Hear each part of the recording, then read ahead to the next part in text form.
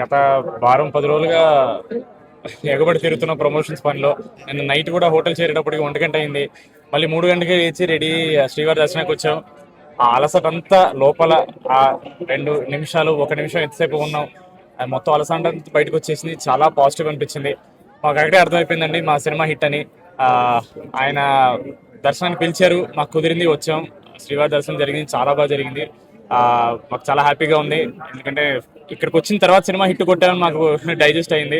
దాని ముందు వరకు ఇంకా ఏం చేయాలనే ఈ టెన్షన్లోనే ఉండే. బట్ ఇక్కడ రాగానే కొంచెం మైండ్ అంతా కామ్ అయింది. శ్రీవారు చాలు బాగా కష్టపడ్డారు, ఇప్పుడు ఇప్పుడు రిలాక్స్ అవ్వండి అనే ఒక మాట ఇచ్చారు అనిపించింది.